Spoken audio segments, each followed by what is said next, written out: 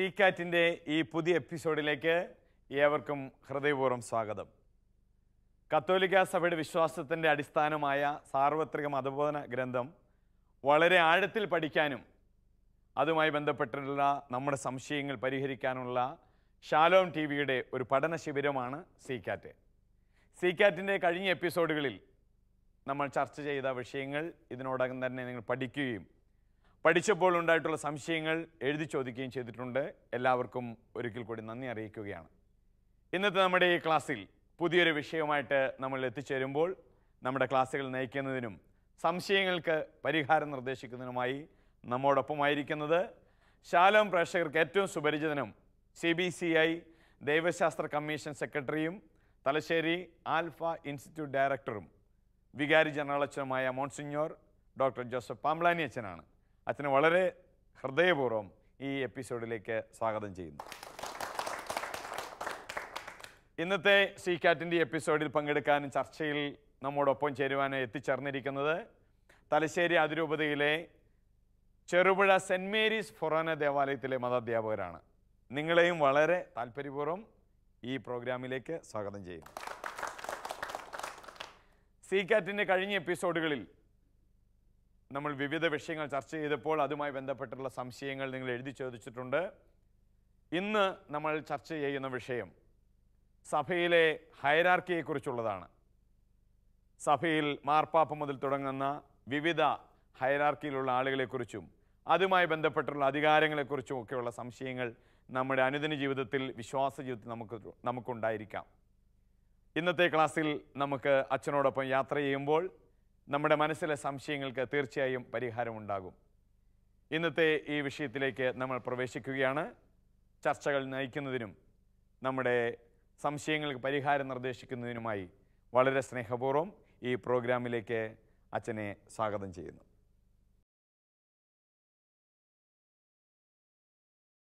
നല്ല ഇടയനായ ഈശോ മിശിഹായോട് ചേർന്ന് ദൈവജനത്തെ സ്വർഗത്തിലേക്ക് ആനയിക്കുക, അതാണ് നേതൃത്വത്തിലൂടെ ഉദ്ദേശിക്കുക.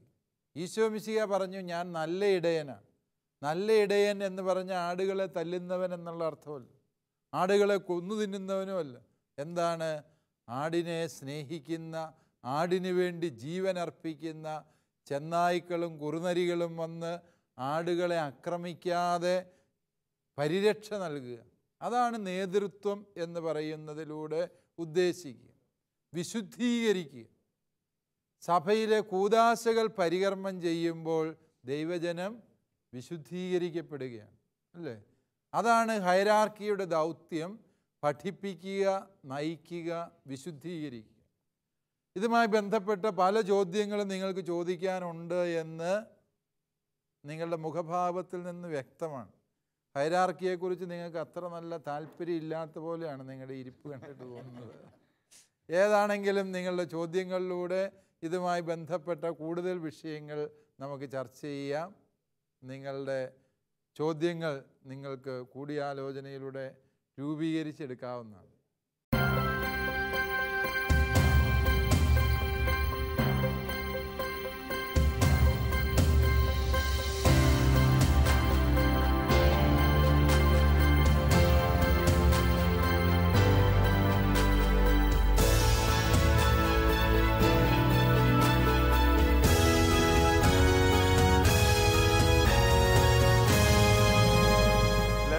തിരക്കിട്ട ചർച്ചയിലാന്ന് തോന്നുന്നു. സാറിൻ്റെ ചർച്ച അവസാനിച്ചിട്ടില്ല. എങ്ങനെയുണ്ടായിരുന്നു ക്ലാസ്? നിങ്ങൾക്ക് ഇഷ്ടമുള്ളൊരു വിഷയമാണ്. പ്രത്യേകിച്ചും ഈ കാലഘട്ടത്തിൽ സഭയിൽ അൽമായർ എന്ന നിലയിൽ തീർച്ചയായും കൂടുതൽ ചോദിക്കാൻ ഇഷ്ടപ്പെടുന്ന ഒരു വിഷയമാണ് ഇന്ന് അച്ഛൻ നമ്മളോട് സംസാരിച്ചത്. ഹൈറാർക്കിയെക്കുറിച്ചാണ്, അല്ലേ? അതുമായി ബന്ധപ്പെട്ടുള്ള സംശയങ്ങൾ ഇതിനോടകം നിങ്ങൾ ഒരുങ്ങിയിട്ടുണ്ടെന്ന് വിചാരിക്കുകയാണ്.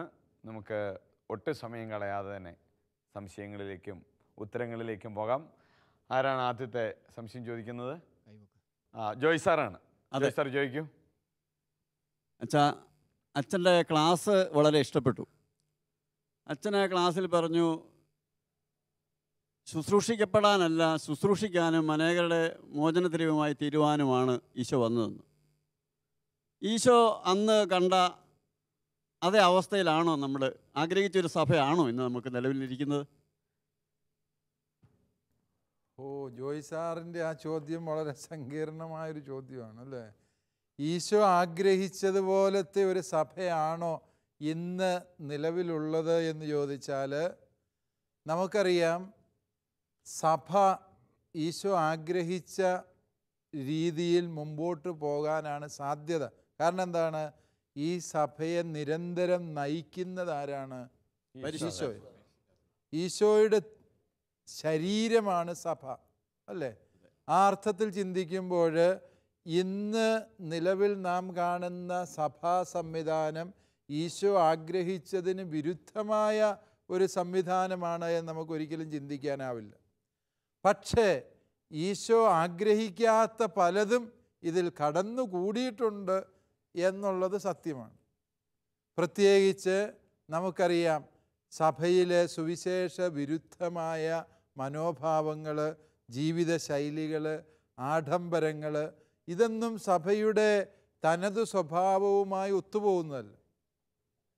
അതേസമയം ഈ മാർപ്പാപ്പ, മെത്രാൻ, വൈദികൻ, ഈ രീതിയിലുള്ള സഭാഘടന ഈശോ വിഭാവനം ചെയ്തതാണോ എന്ന് ചോദിച്ചാൽ അതെ എന്ന് തന്നെ നമ്മൾ ഉത്തരം പറയണം.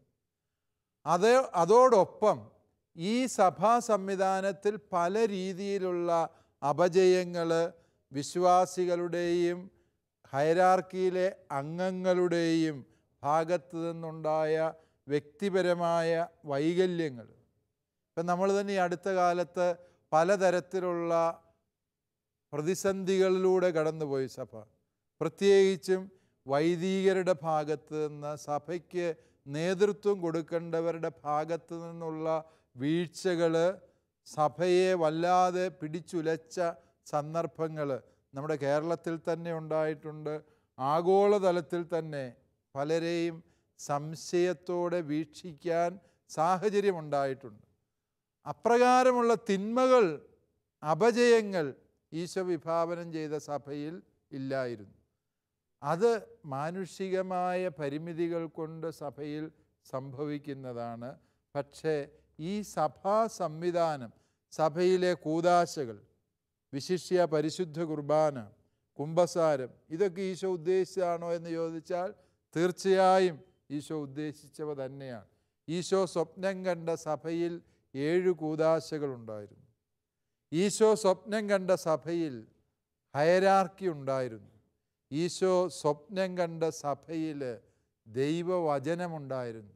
ഈശോ സ്വപ്നം കണ്ട സഭയിൽ നാം ഇന്ന് കാണുന്ന സഭയുടെ നന്മയുടെ എല്ലാ മാനങ്ങളും വശങ്ങളും ഉണ്ടായിരുന്നു എന്ന് തന്നെ നമുക്ക് ഉറപ്പിച്ച് പറയാം. ജോയ് സാറിന് ഏറെക്കുറെ ഇത് മനസ്സിലായിട്ടുണ്ടാവും അല്ലേ? മനസ്സിലായിട്ടുണ്ട്. തീർച്ചയായും. ഇനി ആരാണ് ചോദിക്കുന്നത്? എനിക്ക് ഒരു സംശയമുണ്ട്. കത്തോലിക്ക സഭയുടെ മതബോധന ഗ്രന്ഥം അനുസരിച്ച് ക്രിസ്തുവിൻ്റെ രാജകീയവും പ്രവാചകപരവും പുരോഹിതരുമായ ധർമ്മത്തിൽ നമ്മൾ മാമോദീസയിലൂടെ അംഗമാകുമെന്ന് പറയുന്നുണ്ടല്ലോ. അങ്ങനെയെങ്കിൽ മാമോദീസ സ്വീകരിക്കാത്തവർ എങ്ങനെയാണ് ക്രിസ്തുവിൻ്റെ മൗദീസ അംഗമാകുന്നത്? അപ്രകാരമുള്ളവരുടെ നിത്യരക്ഷ എപ്രകാരമായിരിക്കും മാമോദീസ സ്വീകരിക്കാത്തവരുടെ? മാമോദീസായിലൂടെയാണ് സാറ് ചോദിച്ചത്. മാമോദീസായിലൂടെയാണ് ഒരു വ്യക്തി ക്രിസ്തുവിൻ്റെ രാജകീയ പുരോഹിത പ്രവാചക ദൗത്യത്തിൽ പങ്കുചേരുന്നത്. അത് ശരിയാണ്. അത് മാമോദീസ സ്വീകരിക്കാത്തൊരു വ്യക്തിക്ക് ഇതെങ്ങനെ സാധിക്കും എന്നാണ് സാറിൻ്റെ സംശയം അല്ലേ? നിത്യരക്ഷ എങ്ങനെയായിരിക്കും മാമോദീസ സ്വീകരിക്കുക അപ്രകാരമുള്ളവരുടെ? മാമോദീസ സ്വീകരിക്കാത്തവരുടെ നിത്യരക്ഷ അത് മറ്റൊരു സങ്കീർണ ചോദ്യമാണ്. നിങ്ങളെല്ലാവരും സങ്കീർണമായ ചോദ്യങ്ങളാണ് ചോദിക്കുക. ആ ചോദ്യം ചോദിച്ചത് നമ്മുടെ സാജൻ ഡോക്ടറാണ് ചെറുപുഴയിൽ നിന്നുള്ളത്. ഡോക്ടർമാർ എപ്പോഴും കോംപ്ലിക്കേറ്റഡ് ആയ ചോദ്യങ്ങൾ പല്ല് വരയ്ക്കുന്ന ഡോക്ടർ തന്നെയാണ്. യെസ്. അപ്പോൾ ഡോക്ടർ സാജൻ ചോദിച്ച ചോദ്യം, മറ്റ് മതസ്ഥർ, ഇത് അല്പം കൂടി പ്രായോഗികമായി നമ്മുടെ നാട്ടിൻ്റെ ഭാഷയിൽ പറഞ്ഞാൽ മറ്റ് മതസ്ഥർ, ഇപ്പം ക്രൈസ്തവരല്ലാത്തവരുടെ നിത്യരക്ഷയെക്കുറിച്ച് സഭയുടെ അഭിപ്രായം എന്ത് എന്നാണ് അല്പം കൂടി ലളിതമായ ആ ചോദ്യം ചോദിച്ചാൽ അതിൻ്റെ അർത്ഥം അല്ലേ? അതായത് ഇതേക്കുറിച്ച് രണ്ടാം വത്തിക്കാൻ കൗൺസിൽ പറയുന്നത് ക്രൈസ്തവരായവർക്ക് നിത്യരക്ഷയുടെ സുനിശ്ചിതമായ വഴിയിൽ ദൈവം പ്രവേശനം തന്നിരിക്കുകയാണ്. മാമോദീസായിലൂടെ തുടർന്ന് ഇതര കൂദാശകൾ സ്വീകരിക്കാനുള്ള അവസരത്തിലൂടെ നിത്യരക്ഷയുടെ സുനിശ്ചിതമായ വഴിയിൽ നാം എത്തിച്ചേർന്നിരിക്കുകയാണ്. അതേസമയം മറ്റ് മതസ്ഥർക്ക് അതില്ല എന്ന് പറയുന്നുമില്ല. മാമോദീസ സ്വീകരിച്ചു എന്ന ഒറ്റ കാരണത്താൽ ക്രിസ്ത്യാനികളെല്ലാം രക്ഷപ്പെടുമെന്നും സഭ പഠിപ്പിക്കുന്നില്ല. മാമോദീസ രക്ഷയുടെ സുനിശ്ചിതമായ വഴിയിലേക്ക് നമ്മെ എത്തിച്ചിരിക്കുകയാണ്, അല്ലേ? ആ വഴിയിലൂടെ ഞാൻ വ്യക്തിപരമായി ബോധപൂർവം തീരുമാനമെടുത്ത് മുന്നോട്ട് നീങ്ങിയാൽ മാത്രമേ എനിക്ക് നിത്യരക്ഷയിൽ എത്തിച്ചേരാൻ സാധിക്കുകയുള്ളൂ. അതുകൊണ്ട് മാമോദീസ എന്നത് രക്ഷയുടെ ഒരു വാതായനമാണ്, ഒരു വാതിലാണ്. പക്ഷെ അതിലൂടെ ഞാൻ മുമ്പോട്ട് നീങ്ങേണ്ടതുണ്ട്. ഒരുപാട് ജീവിതം മുഴുവനും നീളുന്ന ഒരു പ്രയാണത്തിലൂടെയാണ് നിത്യരക്ഷയെ ഞാൻ കൈവശപ്പെടുത്തുന്നത്.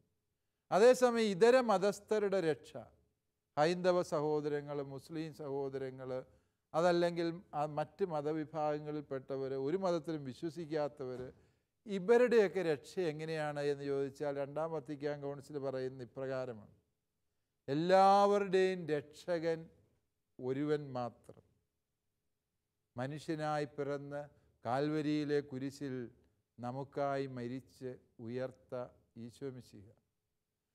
അവനിലൂടെയാണ് മനുഷ്യകുലം മുഴുവനും രക്ഷ പ്രാപിക്കുന്നത് എന്ന കാര്യത്തിൽ ആർക്കും ഒരു തർക്കവും വേണ്ട. ഈശോയുടെ കുരിശിലെ ബലി മനുഷ്യകുലത്തിൻ്റെ മുഴുവനും രക്ഷയ്ക്ക് കാരണമായി. ആ കുരിശിലെ ബലിയുടെ വരപ്രസാദം ക്രിസ്ത്യാനികൾക്ക് കൂദാശകളിലൂടെ ലഭിക്കുന്നു. ഇതര മതവിശ്വാസികൾക്ക് അത് ലഭിക്കില്ല എന്ന് സഭ ഒരിക്കലും പഠിപ്പിക്കുന്നില്ല. അവർ കൂദാശകൾ സ്വീകരിക്കുന്നില്ല, അതുകൊണ്ട് അവർക്ക് എങ്ങനെയാണ് ലഭിക്കുന്നത് എന്ന് നമുക്ക് ഉറപ്പിച്ച് പറയാൻ പറ്റിയല്ലോ. അതേസമയം രണ്ടാം വത്തിക്കാൻ കൗൺസിൽ അതേക്കുറിച്ച് പഠിപ്പിച്ചത് കൂദാശകളിലൂടെ നമുക്ക് ലഭിക്കുന്ന കുരിശിലെ രക്ഷയുടെ വരപ്രസാദം തന്നെ ദൈവത്തിന് മാത്രം അറിയാവുന്ന വഴികളിലൂടെ ഇതര മതസ്ഥർക്ക് സംലഭ്യമാക്കാനുള്ള സാധ്യതയുണ്ട്. അതുകൊണ്ട് മാമോദീസായിലൂടെയും ഇതര കൂദാശകളിലൂടെയും നമുക്ക് ലഭിക്കുന്ന അതേ വരപ്രസാദം ഇതര മതസ്ഥർക്ക് ദൈവത്തിന് മാത്രം അറിയാവുന്ന വഴികളിലൂടെ സംലഭ്യമാക്കുന്നതിനാൽ അവർ രക്ഷ പ്രാപിക്കുമോ എന്ന് ചോദിച്ചാൽ രക്ഷ പ്രാപിക്കാൻ സാധ്യതയുണ്ട് എന്ന് തന്നെയാണ് സഭ പഠിപ്പിക്കുക. പക്ഷേ അങ്ങനെയെങ്കിൽ ക്രിസ്ത്യാനിയാകുന്നതിൻ്റെ മേന്മ എന്ത് എന്ന് ചോദിച്ചാൽ രക്ഷയുടെ ഉറപ്പുള്ള വഴി, സുനിശ്ചിതമായ വഴി, ദൈവം വെളിപ്പെടുത്തി തന്ന വഴി, ആ വഴിയിൽ എത്തിപ്പെടാനുള്ള കൃപ കിട്ടിയവരാണ് ക്രൈസ്തവൻ. ഇതര മതസ്ഥർക്ക് ആ കൃപ സ്വീകരിക്കാൻ അവസരം കിട്ടിയില്ല. പലപ്പോഴും നമുക്കറിയാം, നമ്മളാരും തീരുമാനമെടുത്ത് ബോധപൂർവം ക്രിസ്ത്യാനിയായി വന്നവരൊന്നുമല്ല. നമ്മുടെ വല്യപ്പൂപ്പന്മാർ തൊട്ട് ഈ മാർഗത്തിലായിരുന്നത് കൊണ്ട് നമ്മളുമായി തീർന്നതാണ്, അല്ലേ? അതുകൊണ്ട് നമ്മുടെ ക്രിസ്തീയ അസ്തിത്വം എന്ന് പറയുന്നത് തന്നെ ഒരു ദൈവകൃപയാണ്. ദൈവം നമ്മളോട് കാണിച്ച കൃപയുടെ, കാരുണ്യത്തിൻ്റെ ഒരു സാക്ഷ്യമാണ് നമ്മുടെ ക്രിസ്തീയ അസ്തിത്വം തന്നെ. നമ്മോട് ദൈവം ഇപ്രകാരം കരുണ കാണിച്ചതുപോലെ മറ്റ് മതസ്ഥരോട് ദൈവം വ്യത്യസ്തമായ രീതിയിൽ കരുണ കാണിക്കാനുള്ള സാധ്യത നമുക്ക് നിഷേധിക്കാനാവില്ല. അതുകൊണ്ട് ഒരു വ്യക്തി സ്വന്തം മനസാക്ഷി അനുസരിച്ച്, ശരിയാം വിധം രൂപീകരിക്കപ്പെട്ട മനസാക്ഷി അനുസരിച്ച്, കാരണം ഈ മനസാക്ഷിയുടെ സ്വരം ദൈവസ്വരം തന്നെയാണ്, അതനുസരിച്ചൊരു വ്യക്തി ജീവിക്കുമ്പോൾ തിരുസഭ നമ്മെ പഠിപ്പിക്കുന്നു, ആ വ്യക്തി പരോക്ഷമായി സുവിശേഷത്തെയും ഈശോമിശിഹായെയും മാർഗമായി സ്വീകരിച്ച് ജീവിക്കുന്ന വ്യക്തിയാണ്. അപ്രകാരമുള്ള ജീവിതം ആ വ്യക്തിയുടെ രക്ഷയ്ക്ക് കാരണമായി തീരാം. താങ്ക് യു അച്ഛാ. ഇനി ആരാണ് ചോദിക്കുന്നത്? അടുത്ത ചോദ്യം സോജൻ സാറാണ് ചോദിക്കുന്നത്. സാറ് ചോദിക്കും. സഭയിൽ ക്രിസ്തു ഒരു പൊതുവായ പൗരോഹിത്യം മാത്രമാണ് സ്ഥാപിച്ചിട്ടുള്ളത്. എന്നാൽ ഇന്ന് മാർപ്പാപ്പ, മെത്രാന്മാർ, വൈദികരൊക്കെയുണ്ട്. ഇവരുടെ പ്രാധാന്യം എന്താണെന്ന് വിശദീകരിക്കാമോ? അച്ചോ, എനിക്കൊരു സംശയമുണ്ട്. ഇതുമായി ബന്ധപ്പെട്ട സംശയമാണോ? അതെ. ഓക്കെ, ചോദിച്ചോളൂ. ഹയറാർക്കിയിൽ മാർപ്പാപ്പമാരും മെത്രാന്മാരും വൈദികരുമാണ് കാണുന്നത്. ഇപ്പോൾ കർദിനാൾ എന്നൊരു അധികാര പദവിയുണ്ട്. ഇതെങ്ങനെ സഭയിലുണ്ടായി? കലുഷിതമായ ചോദ്യങ്ങളാണ് എല്ലാവരും. സോജൻ സാറും അതുപോലെ സാറിൻ്റെ പേര് അബ്രഹാം സാറും ചോദിച്ച ചോദ്യങ്ങൾക്ക് നമുക്ക് ഉത്തരം കണ്ടെത്താൻ ശ്രമിക്കാം. സോജൻ സാറ് വളരെ മയത്തിൽ ചോദിച്ചെങ്കിലും വളരെ അടിത്തറ ഇളക്കുന്നൊരു ചോദ്യമാണ് സോജൻ സാറ് ഇവിടെ ഉന്നയിച്ചത്. അതെന്താണ് എന്ന് ചോദിച്ചാൽ, പലപ്പോഴും പ്രൊട്ടസ്റ്റൻ്റ് സഭാവിഭാഗങ്ങൾ ഉന്നയിക്കാറുള്ള ഒരു വാദമാണ് ക്രിസ്തുവിൻ്റെ ഏക പൗരോഹിത്യം, അതിലെല്ലാ വിശ്വാസികളും പങ്കുചേരുന്നു. പിന്നെന്തിനാണ് സഭയിൽ ഇങ്ങനെ ഒരു ഹയരാർക്കി എന്നാണ് സാറ് ഉദ്ദേശിച്ചത്. സാറ് ഉദ്ദേശിച്ചത് അതാണ്. ചോദിച്ചത് വളരെ നിരുപദ്രവകരമായി ചോദിച്ചു എന്നേ ഉള്ളൂ, അല്ലേ? ഒരു മതാധ്യാപകൻ്റെ പൊതു സ്വഭാവമാണ് അത് എന്ന് പറയുന്നത്. കഠിനമായ കാര്യങ്ങളും വളരെ മയത്തിൽ പൊതിഞ്ഞു ചോദിക്കുക എന്നുള്ളത്. യെസ്, അതുകൊണ്ടാണ് നിങ്ങൾ മതാധ്യാപകരെ, അച്ഛന്മാർ വളരെ കരുതലോടെ എപ്പോഴും സൂക്ഷിച്ച് വീക്ഷിക്കുന്നതിൻ്റെ കാരണം. യെസ്, സോജൻ സാറ് പറഞ്ഞത് ശരിയാണ്. ഈശോയുടെ ഒരു പൗരോഹിത്യമേ, വേറെ ആർക്കും പൗരോഹിത്യമില്ല. ഈശോയുടെ ആ പൗരോഹിത്യത്തിലാണ് മാർപ്പാപ്പ മുതൽ എല്ലാ വൈദികരും ശമ്മാശന്മാരും അടക്കം പങ്കുചേരുന്നത്. ആ ഒരു പൗരോഹിത്യത്തിലാണ്. വ്യത്യസ്തമായ ഡിഗ്രിയിൽ അതിൽ പങ്കുചേരുന്നു എന്ന് മാത്രമേ ഉള്ളൂ.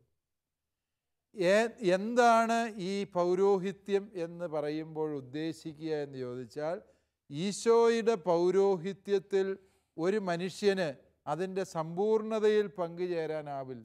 അതിൻ്റെ എല്ലാ മാനങ്ങളും ഉൾക്കൊണ്ട് പങ്കുചേരാനാവില്ല. അതുകൊണ്ടാണ് സഭയിൽ ഈ പങ്കാളിത്തത്തിന് വ്യത്യസ്ത തലങ്ങൾ നിർവചിക്കപ്പെട്ടിരിക്കുന്നത് എന്ന് നാം മനസ്സിലാക്കുക. പൗരോഹിത്യത്തിൽ പങ്കുചേരുന്നതിൻ്റെ ഒന്നാമത്തെ പങ്കുചേരൽ എന്ന് പറയുന്നത് ശമ്മാശൻ പട്ടം അഥവാ ഡീക്കൻ പട്ടം സ്വീകരിക്കുന്ന വ്യക്തി ഈശോയുടെ പൗരോഹിത്യത്തിൽ ആദ്യത്തെ പടിയിൽ ശുശ്രൂഷാ തലത്തിൽ പങ്കുചേരും. രണ്ടാമത്തേതാണ് പുരോഹിത പട്ടം. അത് സ്വീകരിക്കുന്ന വ്യക്തിയും ഈശോയുടെ പൗരോഹിത്യത്തിൽ പങ്കുചേരുന്നു. ഇത് തമ്മിൽ വ്യത്യാസങ്ങളുണ്ട് എന്ന് നമുക്കറിയാം. വ്യത്യാസം എന്താണ്? ശുശ്രൂഷകളിലെ വ്യത്യാസം. മൂന്നാമത്തേതാണ് മെത്രാൻ പദവി. മെത്രാൻ പദവിയിലുള്ള വ്യക്തിയും പുരോഹിത പദവിയിലുള്ള വ്യക്തിയും തമ്മിൽ ശുശ്രൂഷാ തലത്തിൽ വ്യത്യാസമുണ്ട്. അപ്പോൾ ഒരേ പൗരോഹിത്യം തന്നെ ശുശ്രൂഷയുടെ തലങ്ങളിലുള്ള വ്യത്യാസം മാത്രമേ ഇവിടെ ശേഷിക്കുന്നുള്ളൂ എന്നത് നമ്മൾ തിരിച്ചറിയുക. ഈ ശുശ്രൂഷാ പൗരോഹിത്യ തലങ്ങൾ കൂടാതെ പൊതുപൗരോഹിത്യം അഥവാ ഈശോയുടെ രാജകീയ പൗരോഹിത്യം എന്ന് പറയുന്നൊരു പൗരോഹിത്യ ചിന്തയുണ്ട്. അതിലെല്ലാ അൽമായർക്കും പങ്കാളിത്തം ഉണ്ട് താനും. അതുകൊണ്ട് ഒരൊറ്റ പൗരോഹിത്യം, ആ പൗരോഹിത്യത്തിലെ ശുശ്രൂഷാ തലങ്ങളിലെ പങ്കാളിത്തത്തിലെ വ്യത്യാസമാണ് ഹയരാർക്കിയിൽ നമ്മൾ കണ്ടെത്തുക. കാരണം ഇത് നമ്മൾ പിന്നീട് നിരൂപിച്ചതാണോ, ആരെങ്കിലും കണ്ടുപിടിച്ചതാണോ, അധികാരം ഉറപ്പിക്കാൻ വേണ്ടി ഇങ്ങനെ ഒരു ക്രമം ഉണ്ടാക്കിയതാണോ എന്ന് ചോദിച്ചാൽ അല്ല എന്ന് ആദിമസഭ തന്നെ നമ്മളെ പഠിപ്പിക്കുന്നുണ്ട്. നടപടി പുസ്തകത്തിൽ എന്താണ്? ആളുകളുടെ ഇടയിൽ ഭക്ഷണം വിതരണം ചെയ്യുന്നതിൽ പ്രതിസന്ധികൾ ഉണ്ടായപ്പോൾ ചിലർക്കൊന്നും കിട്ടുന്നില്ല, ചിലർക്ക് കൂടുതൽ കിട്ടുന്നു എന്നൊക്കെ വന്നപ്പോൾ അപ്പസ്തോലന്മാർ തന്നെ എന്ത് ചെയ്തു? ഡീക്കന്മാരെ തിരഞ്ഞെടുത്തു, അല്ലേ? ഡീക്കന്മാരെ തിരഞ്ഞെടുക്കുകയും അവരുടെ മേൽ കൈകൾ വെച്ച് അവർക്ക് പരിശുദ്ധാത്മാവിനെ നൽകുകയും ചെയ്തു എന്ന് പറയുന്നുണ്ട്. പൗലോസ്ലീഹ തിമോത്തിയോസിനോടും തീത്തോസിനോടും പറയുന്നുണ്ട്, എൻ്റെ കൈവെപ്പ് വഴി നിനക്ക് ലഭിച്ച ശുശ്രൂഷയുടെ അധികാരം, അത് മെത്രാൻ പദവിയെക്കുറിച്ചാണ് പറയുന്നത്. എഫേസോസിലെ സഭയെ അഭിസംബോധന ചെയ്യുമ്പോൾ പൗലോസ് അപ്പസ്തോലൻ വീണ്ടും പറയുന്നുണ്ട്, എഫേസൂസിലെ സഭയുടെ ആരൊക്കെയുണ്ട്? ആ സഭയിലെ മെത്രാന്മാർ എന്ന് പറയുമ്പോൾ അവിടെ ഉപയോഗിച്ച പദം എപ്പിസ്കോപ്പോയി എന്ന ഗ്രീക്ക് പദമാണ്. പുരോഹിതർ, പ്രസ്ബിത്തരോയി, ഡീക്കന്മാർ, ദിയാഖോണോയി. അതായത് പൗലോസ്ലിഹായുടെ ലേഖനങ്ങൾ അറിയാം, AD 50 എഴുതപ്പെടുന്നതാണ് ആ ലേഖനം, അല്ലേ? ആ 50 എഴുതപ്പെടുന്ന ലേഖനത്തിൽ തന്നെ ഈ പദങ്ങൾ ഉപയോഗിക്കുന്നു എന്ന് പറയുമ്പോൾ അതിൻ്റെ അർത്ഥം എന്താണ്? ആദിമസഭയിൽ തന്നെ ഇവയെല്ലാം ഉണ്ടായിരുന്നു എന്നുള്ളത്. അതുകൊണ്ട് ഈ ഹയരാർക്കി എന്ന് പറയുന്നത് പിൽക്കാല സഭയുടെ ഒരു കണ്ടുപിടുത്തമല്ല എന്ന് നമുക്ക് അതിൽ തന്നെ മനസ്സിലാക്കാൻ സാധിക്കും. കാരണം ഈശോ തന്നെ 12 അപ്പസ്തോലന്മാരെ തിരഞ്ഞെടുത്തു, അല്ലേ? ഹയരാർക്കി എന്ന് പറയുമ്പോൾ ഉദ്ദേശിക്കുന്നത് 2 തരത്തിലുള്ള യാഥാർത്ഥ്യങ്ങളുണ്ട്. ഒന്ന്, ഈ ഹയരാർക്കിയുടെ ഒരു കൂട്ടായ്മയാണ്. ആരുടെയും ഒറ്റപ്പെട്ട അധികാരപ്രകടനമൊന്നുമല്ല ഹയരാർക്കി എന്ന് പറയുക. ഞാനൊരു വൈദികനാണ് എങ്കിൽ എൻ്റെ പൗരോഹിത്യം എന്ന് പറയുന്നത് ഈ മുഴുവൻ പൗരോഹിത്യത്തോടും ബന്ധപ്പെട്ടതാണ്. അതായത് അടിസ്ഥാന പൗരോഹിത്യമായ ഈശോയോടും ഈശോയിൽ നിന്ന് പൗരോഹിത്യത്തിൽ പങ്കുചേരുന്ന മാർപ്പാപ്പായോട്, മെത്രാന്മാരോട്, ഇതര വൈദികരോട്, അവരുടെ എല്ലാം പൗരോഹിത്യത്തോട് ബന്ധപ്പെട്ടതാണ് ഈ പൗരോഹിത്യം. അതാണ് കൊളേജിയാലിറ്റി അഥവാ സംഘതാത്മകത എന്ന് പറയുന്നത്. പൗരോഹിത്യത്തിന് അല്ലെ ഹയരാർക്കിക്ക് വേണ്ട ഒരു പൊതു സ്വഭാവമാണ് കൂട്ടായ്മ എന്ന് പറയുന്നത്. ആ കൂട്ടായ്മ ഉദ്ദേശിക്കുന്ന എന്താണ്? ഈശോയുടെ പൗരോഹിത്യമാണ് എല്ലാവരും പങ്കുചേരുന്നത്. അതുകൊണ്ട് തന്നെ ഈശോ പഠിപ്പിച്ചതുപോലെ, മെത്രാന്മാർ പഠിപ്പിച്ചതുപോലെ, മാർപ്പാപ്പ പഠിപ്പിച്ചതുപോലെ ഞാൻ പഠിപ്പിക്കുമ്പോൾ മാത്രമേ എൻ്റെ പൗരോഹിത്യം ഈ കൂട്ടായ്മയുടെ ശുശ്രൂഷയാകുന്നുള്ളൂ. അല്ല എങ്കിലോ പാമ്പ്ളാനീച്ചൻ എന്തൊക്കെയോ വിളിച്ചു പറഞ്ഞു എന്നേ നിങ്ങൾ പറയുള്ളൂ, അല്ലേ? അത് സഭയുടെ പഠനമല്ല, അത് ആർക്കും സ്വീകാര്യവുമല്ല. എന്തുകൊണ്ടാണ് സാറ് പറഞ്ഞു എൻ്റെ ക്ലാസ്സുകൾ ശ്രദ്ധിക്കാറുണ്ട് എന്ന്? എന്തുകൊണ്ടാണ് സാറിൻ്റെ ക്ലാസ് ശ്രദ്ധിക്കുന്നത്? എൻ്റെ പ്രസംഗം കേൾക്കാൻ വേണ്ടി അല്ല സാറ് കേൾക്കുന്നത്. എന്തിനാണ് സാറ് കേൾക്കുന്നത്? വിശ്വാസപരമായ കാര്യങ്ങൾ അറിയാൻ. സഭ എന്ത് പഠിപ്പിക്കുന്നു, അല്ലേ? അതുകൊണ്ട് സഭയോട് ചേർന്ന് ഞാൻ പഠിപ്പിക്കുമ്പോഴേ എൻ്റെ പഠനങ്ങൾ നിങ്ങൾക്ക് സ്വീകാര്യമാകുന്നുള്ളൂ. അതേസമയം ഞാൻ സഭാവിരുദ്ധമായി പഠിപ്പിക്കാൻ തുടങ്ങിയാൽ നിങ്ങൾ എന്നാ പറയും? ഓ, അതിയാൻ്റെ ക്ലാസ് കേൾക്കരുത്, കേൾക്കുന്നവരെല്ലാം നശിച്ചു പോകുകയെന്ന് നിങ്ങൾ തന്നെ പിള്ളേരെ പറഞ്ഞ് പഠിപ്പിക്കും, അല്ലേ? അതുകൊണ്ട് ഹയരാർക്കി കൂട്ടായ്മയുടെ ശുശ്രൂഷയാണ് എന്നുള്ള സത്യവും കൂടി നമ്മൾ ചേർന്ന് മനസ്സിലാക്കുമ്പോൾ സാറിൻ്റെ ചോദ്യത്തിനപ്പോൾ 2 ഉത്തരങ്ങളാണ് ഞാൻ പറഞ്ഞത്. ഒന്ന്, ആദിമസഭ തന്നെ അതിൻ്റെ വ്യക്തമായ സൂചന ഹയരാർക്കിക്ക് തരുന്നുണ്ട്. ഈശോയുടെ ഏക പൗരോഹിത്യത്തിൽ നാം എല്ലാവരും വ്യത്യസ്ത ശുശ്രൂഷകളുടെ അടിസ്ഥാനത്തിൽ പങ്കുചേരുന്നവരാണ് എന്ന സത്യം. കർദിനാൾ പദവിയെക്കുറിച്ചുള്ള അബ്രഹാം സാറിൻ്റെ ചോദ്യം, കർദിനാൾ പദവി എന്ന് പറയുന്നത് നമുക്കറിയാം, ഈവൻ മെത്രാൻ പദവി കഴിഞ്ഞ് മുകളിലോട്ടുള്ളതെല്ലാം മാർപ്പാപ്പ എന്ന് പറയുന്ന പദവി അടക്കം അദ്ദേഹവും റോമിലെ മെത്രാനാണ്, അല്ലേ? പൗരോഹിത്യത്തിൻ്റെ ഭാഷയിൽ പറഞ്ഞാൽ അദ്ദേഹവും മെത്രാൻ പദവിയിലുള്ള വ്യക്തിയാണ്. പക്ഷേ പത്രോസിന് ശിഷ്യഗണത്തിലുണ്ടായിരുന്ന പ്രാധാന്യവും പ്രാമുഖ്യവും പോലെ മെത്രാന്മാരുടെ ഇടയിൽ പത്രോസിൻ്റെ പിൻഗാമിക്കുള്ള പ്രാധാന്യം. കർദിനാൾ പദവി എന്നതിലൂടെ ഉദ്ദേശിക്കുന്നത് മാർപ്പാപ്പായെ തെരഞ്ഞെടുക്കാൻ അധികാരമുള്ള ഒരു സമിതി എന്ന അർത്ഥത്തിലാണ് കർദിനാൾ പദവിയെ സഭയിൽ കരുതുക. അതൊരു സവിശേഷ പട്ടമൊന്നുമല്ല. അവർ മെത്രാന്മാരായിരിക്കണം എന്ന് പോലും നിർബന്ധമില്ല. മെത്രാന്മാരല്ലാത്ത വൈദികരെ കർദിനാളന്മാരായി നിയോഗിച്ചിട്ടുണ്ട്. നമുക്കറിയാം, അടുത്ത കാലത്ത് വിഖ്യാത ദൈവശാസ്ത്രജ്ഞനായിരുന്ന കൊങ്കാറിനെ കർദിനാളാക്കി. മതമർദ്ദനത്തിൻ്റെ വലിയ പീഡകൾ അനുഭവിച്ച ഒരു വൈദികനെ ഫ്രാൻസിസ് മാർപ്പാപ്പ അടുത്ത കാലത്ത് കർദിനാൾ പദവി നൽകി ബഹുമാനിച്ചത് നമ്മൾക്ക് അറിവുള്ളതാണ്. ഇതെല്ലാം സൂചിപ്പിക്കുന്നത് എന്താണ്? കർദിനാൾ പദവി എന്ന് പറയുന്നത് ഒരു പട്ടമല്ല, ഒരു തിരുപ്പട്ടത്തിൻ്റെ രീതിയിലല്ല അത് മനസ്സിലാക്കേണ്ടത്. അത് സഭയിൽ കൊടുക്കുന്ന ഒരു അംഗീകാരമാണ്. ഇപ്പോൾ സീറോ മലബാർ സഭയുടെ അധ്യക്ഷനായ ആലഞ്ചേരി പിതാവിന് പരിശുദ്ധ പിതാവ് കർദിനാൾ പദവി നൽകിയിരിക്കുന്നു. എന്താണ് അതിലൂടെ ഉദ്ദേശിക്കുക? ഈ സഭയ്ക്കുള്ള ഒരു അംഗീകാരമാണ്. സാർവത്രിക സഭ സീറോ മലബാർ സഭയെ അംഗീകരിക്കുന്നു, ആദരിക്കുന്നു എന്നുള്ളതിൻ്റെ അടയാളമായിട്ട് കൊടുത്ത ഒരു പദവിയാണ് കർദിനാൾ പദവി.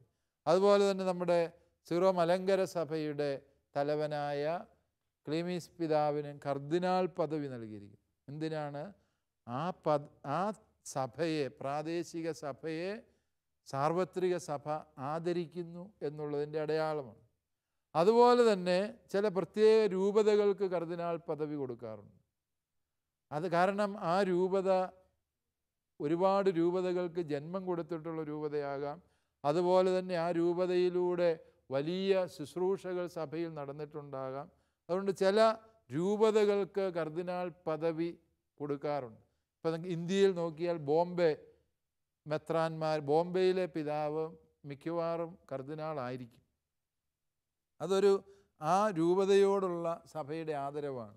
റോമിലെ മിലാൻ രൂപത തീർച്ചയായും കർദിനാൾ പദവിയുള്ളതായിരിക്കും. ജർമ്മനിയിൽ കൊളോൺ, അല്ലെങ്കിൽ അമേരിക്ക വാഷിങ്ടൺ, ഇങ്ങനെയൊക്കെ ചില രൂപതകൾക്ക് ഇങ്ങനെ ഒരു പദവി കൊടുത്തു. അവിടുത്തെ മെത്രാന്മാർ സ്വാഭാവികമായും കർദിനാൾ പദവിയിലേക്ക് ഉയർത്തപ്പെടും എന്നുള്ളത്. അതുകൊണ്ട് ഇതൊരു അംഗീകാരമാണ്. ഇതിനെ ഒരു പൗരോഹിത്യ പട്ടവുമായി ബന്ധിപ്പിക്കേണ്ടതില്ല എന്ന് മനസ്സിലാകും. പക്ഷെ നമ്മുടെ ഈ എപ്പിസോഡിൻ്റെ സമയം ഏറെക്കുറെ അവസാനിച്ചിരിക്കുകയാണ്. ഈ വിഷയത്തെ സംബന്ധിച്ചിടത്തോളം ഒട്ടേറെ കാര്യങ്ങൾ ഇനിയും ചോദിക്കാനുണ്ട് എന്ന് നിങ്ങളുടെ മുഖത്ത് നിന്ന് വ്യക്തമാക്കുന്നുണ്ട്. നിങ്ങളുടെ മനസ്സിലുള്ളതും എഴുതി തയ്യാറായതുമായിട്ടുള്ള ചോദ്യങ്ങൾ നമുക്ക് വീണ്ടും ചോദിക്കാൻ അവസരമുണ്ട്. ഈ വിഷയത്തിൻ്റെ തുടർച്ചയായി അടുത്ത എപ്പിസോഡിൽ തുടർ ചർച്ചകളുമായി നമ്മൾ വീണ്ടും കണ്ടുമുട്ടും. അതുവരെയും പ്രാർത്ഥനാപൂർവ്വം നമുക്ക് കാത്തിരിക്കാം. നന്ദി.